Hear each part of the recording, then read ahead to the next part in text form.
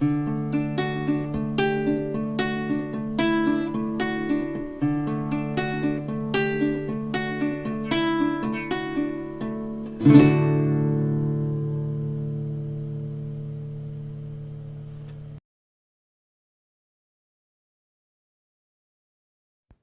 बच्चों, निम्नलिखित अपठित साहित्यिक गद्यांश को ध्यानपूर्वक पढ़कर नीचे दिए गए प्रश्नों के उत्तर खोजें।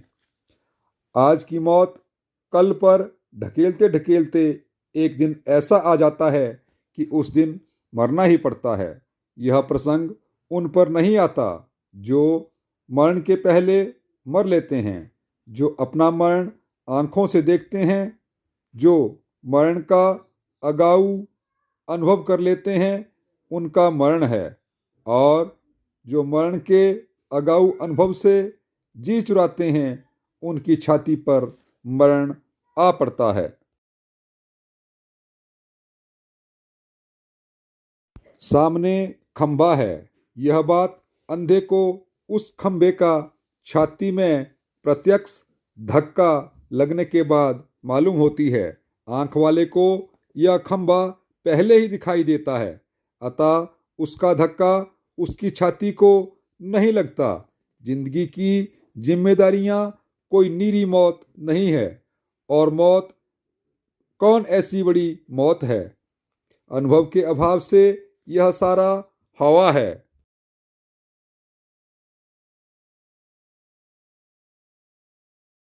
जीवन और मरण दोनों आनंद की वस्तु होनी चाहिए। कारण अपने परम प्रिय पिता ने, ईश्वर ने, वे हमें दिए हैं। ईश्वर ने जीवन दुखमय नहीं रचा, पर हमें जीवन जीना आना चाहिए। कौन पिता है जो अपने बच्चों के लिए परेशानी की जिंदगी चाहेगा? इस पर ईश्वर के प्रेम और करुणा का कोई पार है।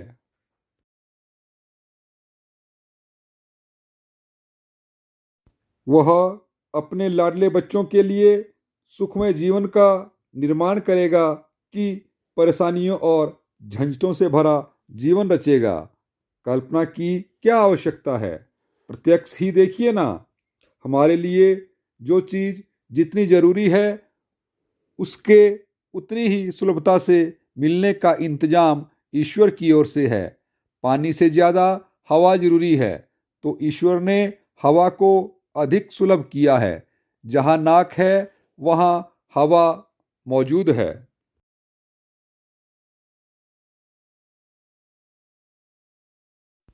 पानी से अन्न की जरूरत कम होने की वजह से पानी प्राप्त करने की बनिस्बत अन्न प्राप्त करने में अधिक परिश्रम करना पड़ता है।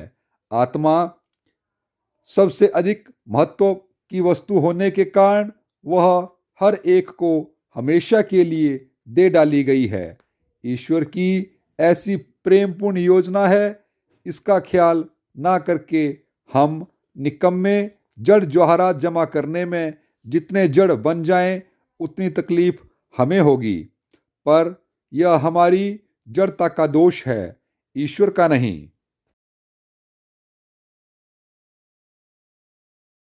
आओ बच्चों, उपर्युक्त अपठित साहित्यिक गद्यांश को पढ़कर नीचे दिए गए प्रश्नों के उत्तर खोजें। प्रश्न संख्या 1।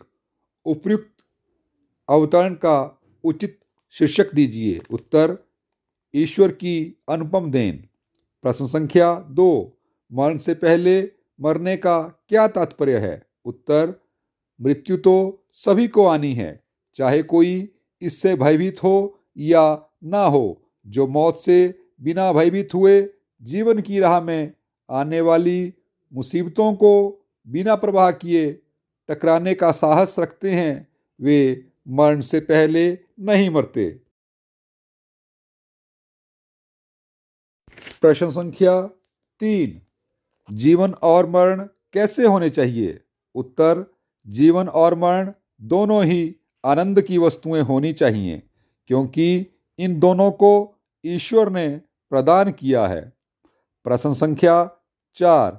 जीवन के लिए आवश्यक सुख दुख कौन प्रदान करता है? उत्तर: जीवन के लिए सभी सुख दुख ईश्वर ही प्रदान करता है। उसी ने हवा दी और उसी ने पानी।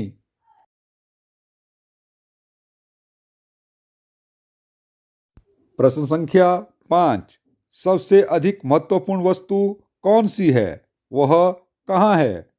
उत्तर: सबसे महत्वपूर्ण वस्तु आत्मा है, जो परमात्मा ने सभी को सदा के लिए दी है। प्रश्न संख्या 6। हमारी तकलीफों का जिम्मेदार कौन है? उत्तर: हमारी सारी तकलीफों का जिम्मेदार कोई अन्य नहीं है, बल्कि हम स्वयं हैं।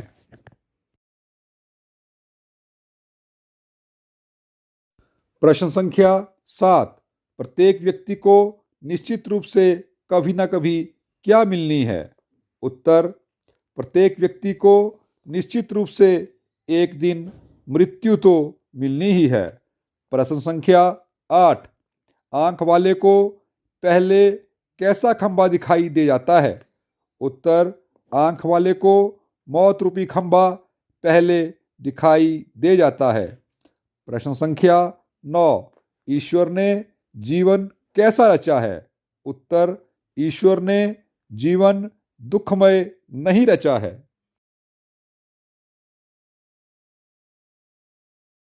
प्रश्न संख्या 10। ईश्वर सबके लिए सुखमय संसार क्यों रचता है? उत्तर: सभी ईश्वर की संतान हैं, इसलिए वह उनके लिए सुखमय संसार रचता है। प्रश्न संख्या 11। ईश्वर ने हमें क्या दिया है? उत्तर: ईश्वर ने हमें सुख प्रदान करने वाली प्रत्येक वस्तु दी है। प्रश्न संख्या 12। हमारे दुख किसका परिणाम है? उत्तर: हमारे दुख हमारी जड़ता के परिणाम हैं।